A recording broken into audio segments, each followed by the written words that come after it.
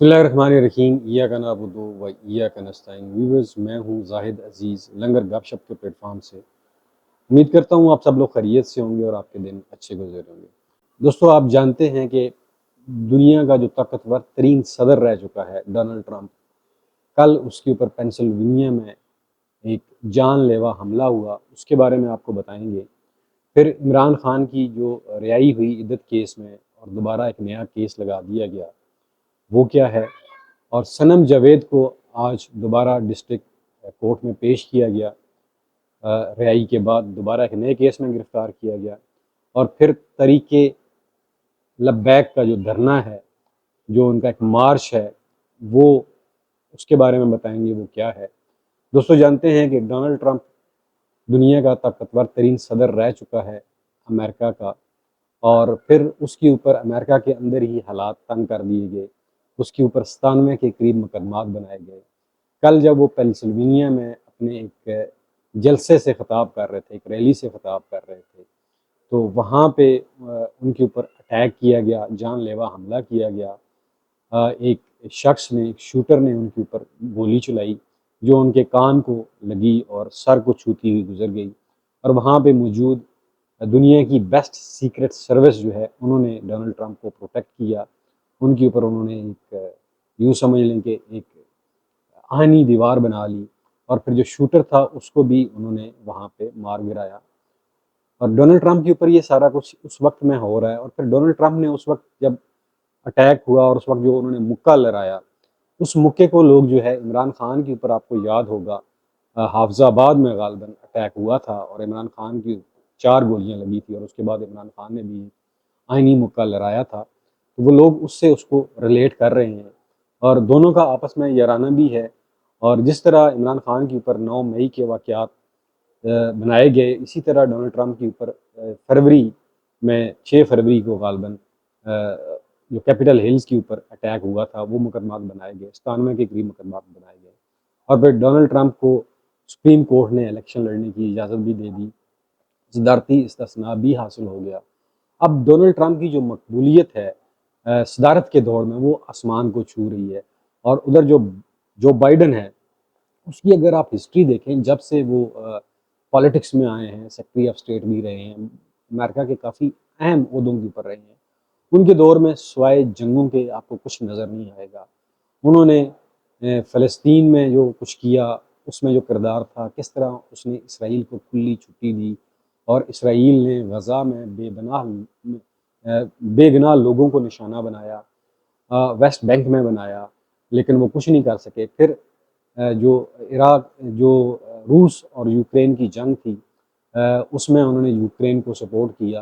तो Donald Trump ने ये वादा किया हुआ है अपनी आवाम से कि वो जब आएंगे तो वो इंशाअल्लाह यूक्रेन और जो इसकी रशिया की जंग है, इसको ख़त्म कराएंगे।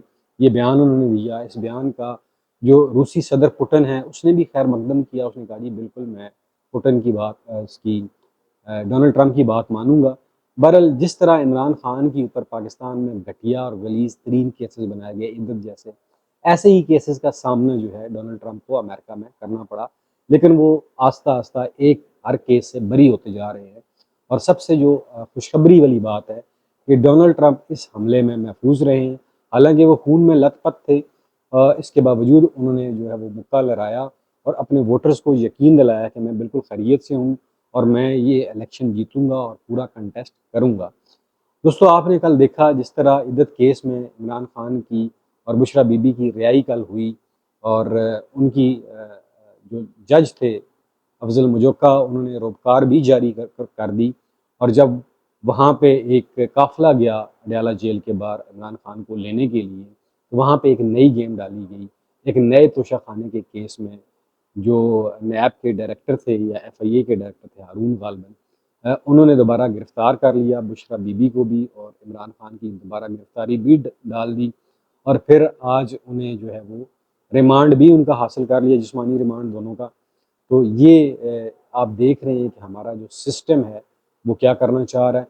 और उधर एक और ख़बर भी मैं आपको बता दूं, पहले भी मैंने आपको बताई थी कि जो हुक्मरान टोला है, मियाँ साहब, उन्होंने ये कहा था इस्टेब्लिशमेंट को कि अगर आप मुझसे काम लेना चाहते हैं तो इमरान खान को कम से कम 5 साल जेल में रखें।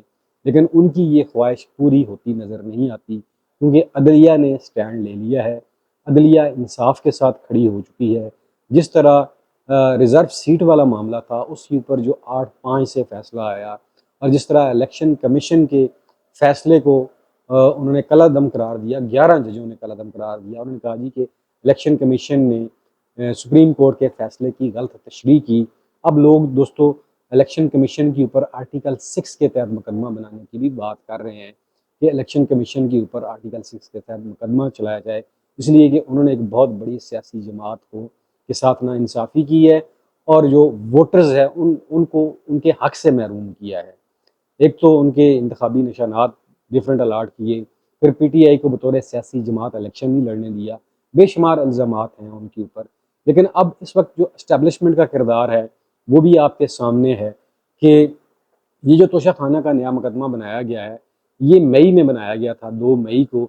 ये जो सुप्रीम इस्लामाबाद हाई कोर्ट के जज हैं आमर फ़ारूक साहब ने इस मुकदमे को जानबूझ के डिले किया, दबा के रखा। इसके नोटिस इशू किए 8 मई को, फिर 15 मई को इसकी जो थी इसको नोटिस को ख़त्म कर दिया, मुअत्तल कर दिया। इस केस को इन्होंने इसलिए बचा के रखा था कि इन्हें ये डायरेक्शंस थी कि जैसे ही इमरान खान बाकी केसेस में बरी होगा तो इस केस में इनकी गिरफ्तारी डाल दी जाएगी। फिर 9 मई की जो वाक़यात हैं उनमें भी 3 केसेस में इमरान खान की ज़मानत को खारिज करवा दिया गया है। ये सिर्फ इस तसलसल की एक कड़ी है कि इमरान खान को किसी न किसी तरह हम मैक्सिमम जेल में रख सकें। और एक और ख़बर भी आपको बता दूँ कि जेल में जो इमरान खान का सख्त तरीन मुखालफ एक अफसर लगा हुआ था, उसका नाम असवद वड़ैच समथिंग है, उसको भी जेल से रातों रात तब्दील कर दिया गया है। फिर इमरान खान ने ये बयान दिया था कि जेल में एक बिल्ली है जो मेरे साथ बहुत मायूस है, अब उसकी जगह भी ये तब्दील कर देंगे। यानी कि ये इस हद तक जा चुके हैं कि ये अखलाकियात की जितनी हदें हैं वो लांघ चुके हैं। जब 8 जजेस ने फैसला दिया कि ये सीटें जो हैं वो सुन्नी इत्तेहाद कौंसिल की बजाय पीटीआई को मिलनी चाहिए।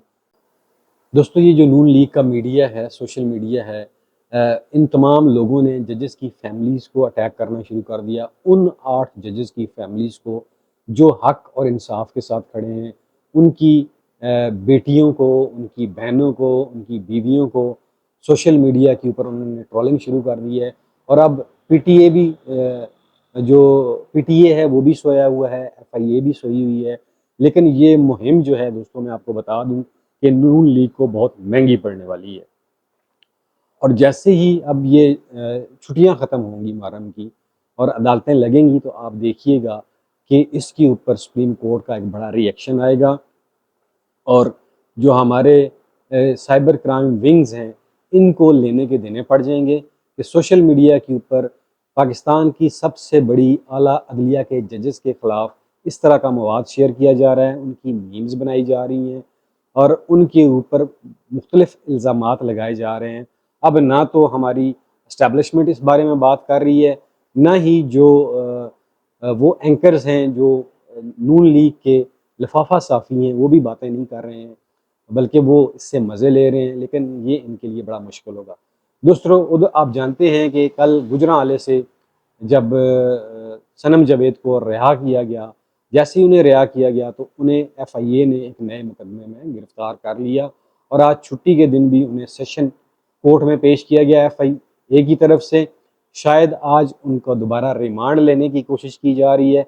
जब तक मैं ये वीडियो कर रहा हूँ तब तक सनम जावेद साहबा को सेशन कोर्ट में पेश कर दिया गया था।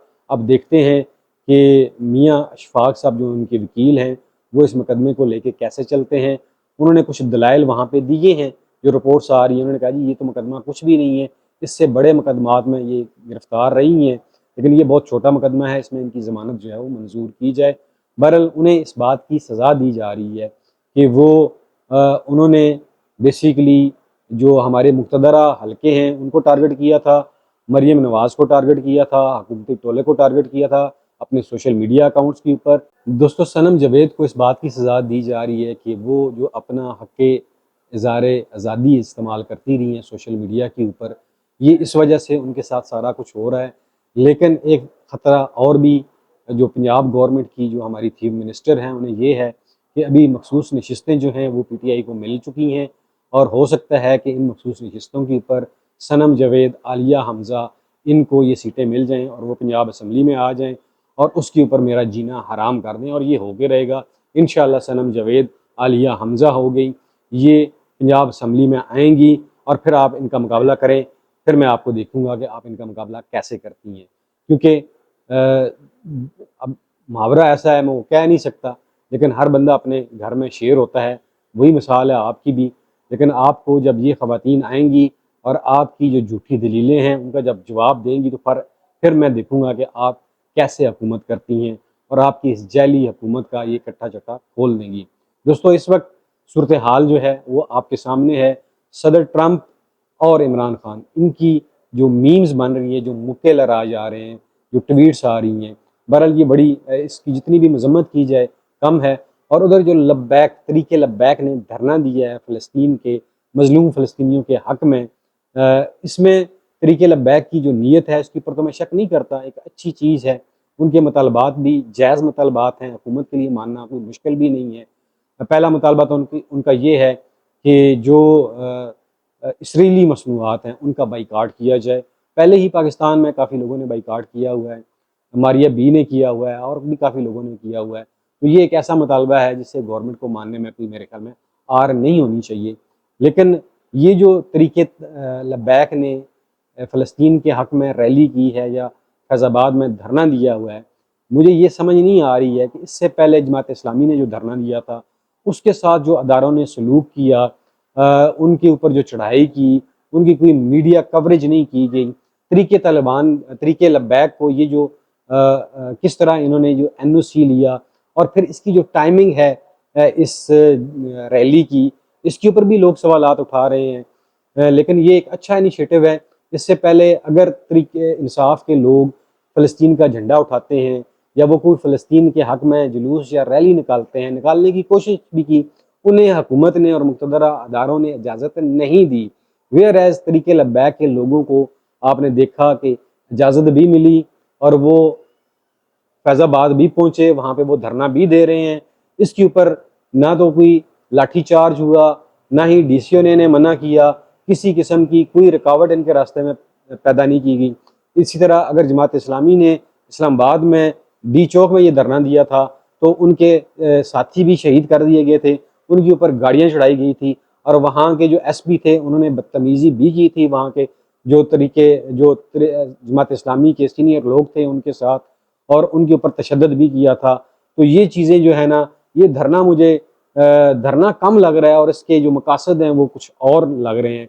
इसलिए कि जब भी कोई ऐसी तहरीक आती है, इवन कि आपने देखा होगा मैचों के दौरान भी फ़लस्तीन के झंडे उठाने की इजाज़त नहीं थी आम लोगों को। जो भी आदमी फ़लस्तीन का झंडा उठाता था, उनके हक़ में बात या तकरीर करता था, तो पुलिस वाले या अदारे उसको दबोच लेते थे।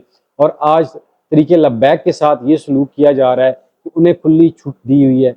ये किसी मायदे का नतीजा तो नहीं है, किसी समझौते का तो नतीजा नहीं है, या इसको बेस बना के कोई और कार्रवाई करने का इरादा तो नहीं रखती हमारी एस्टेब्लिशमेंट या मुक़तदरा हल्के। बहरहाल ये वो सवाल हैं जो सोशल मीडिया के ऊपर मुख्तलिफ एंकर्स, तजिया नगार उठा रहे हैं। लेकिन जो काज है उसको मैं फिर कह रहा हूँ कि उसको हम सपोर्ट करते हैं। फ़लस्तीन के मामले के ऊपर जो भी बात करेगा उसको हम सपोर्ट करते हैं, करते रहेंगे, क्योंकि बेगुनाह लोगों का जो कत्ल कर रहा है इसराइल, उसकी जितनी भी मजम्मत की जाए वो कम है। तरीके लब्बैक को हम सलाम भी पेश करते हैं, लेकिन इसके पीछे अगर कोई और मकासद हैं फिर तरीके लब्बैक के लिए भी मुँह छिपाना मुश्किल हो जाएगा। अगर वो उनकी नीयत खालिस है फिर अल्लाह भी उनकी मदद करेगा। अगर उनकी नीयत खालिस नहीं है तो फिर याद रखिएगा कि ये एक दिन जो उकदा है ये खुल जाएगा। ये कहानियाँ छुपती नहीं हैं, सबके सामने आ जाती हैं। दोस्तों, अगर ये व्लॉग आपको पसंद आता है तो वीडियो को लाइक कीजिएगा, चैनल को सब्सक्राइब कीजिएगा। मुझे दीजिए इजाज़त। पाकिस्तान पाइंदाबाद।